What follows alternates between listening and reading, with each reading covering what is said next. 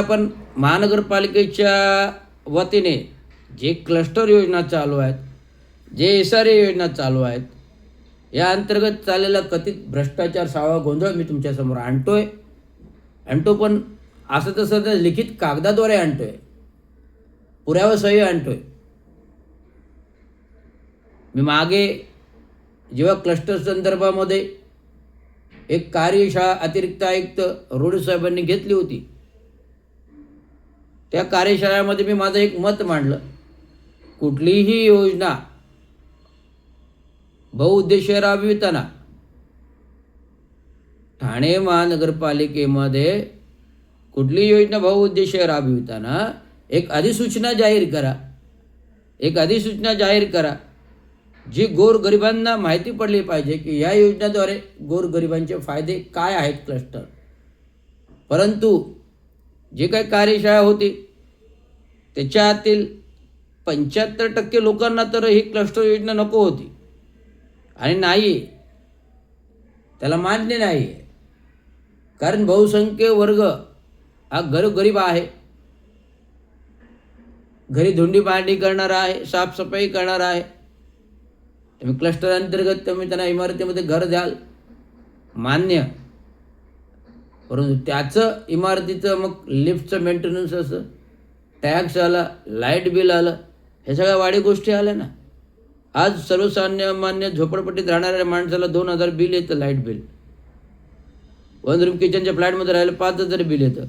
2 BHK वाल्याला 10,000 येतं, 3 BHK वाल्याला 15-18,000 रुपये bill येतं. सर्वसामान्य नागरिक आहे, जर क्लस्टरमध्ये गेला तो हे सगळ्या गोष्टी तर करू शकणार नाही आहे. त्यामुळे लोकांचा क्लस्टरला विरोध आहे. त्यासाठी अधिसूचना द्या आणि तुम्ही काय सुविधा देणार आहोत क्लस्टर अंतर्गत ते त्यांनी राबवून घ्या. आज किसन नगरमध्ये माननीय माजी मुख्यमंत्री आणि आत्ताचे उपमुख्यमंत्री सिडकोमार्फत जे काही क्लस्टर योजना राबवली जाते आणि आता कालच वर्तमानपत्रामध्ये वाचली, हिरानंदानी मार्फत हिरानंदानी बिल्डर्स अँड डेव्हलपर्स हे संपूर्ण क्लस्टर योजनेमध्ये उतरत आहे. क्लस्टर योजना राबविण्यासाठी किशननगरमध्ये सिडकोने घेतलेले आहेत. बाकीच्या जो कोपरी पाचपकडी विभागामध्ये मुख्यमंत्र्याच्या हिरानंदानी बिल्डर्स अँड डेव्हलपर्स यांनी पुढाकार घेतलेला आहे. कालच वर्तमानपत्र वाचलं. तर हिरानंदानी बिल्डर्स अँड डेव्हलपर्सने पुढाकार घेण्यापूर्वी संपूर्ण बेसिक क्लस्टरचा सर्वे आज झाला पाहिजे. बेसिक सर्वेमध्ये प्लेन टेबल सर्वेपासून ते बायोमेट्रिक सर्वेपर्यंत या संपूर्ण इत्थंभूत गोष्टी आधी SRA मुख्य कार्यालयाने, क्लस्टर मुख्य कार्यालयाने केल्या पाहिजे. मी क्लस्टरकडे मागणी मागितलेली माहिती अधिकाऱ्यामध्ये मागच्या निवडणूक पूर्व कालावधीमध्ये माहिती अधिकार दिला आहे. अद्यापर्यंत माझी माहिती समोर आलेली नाही.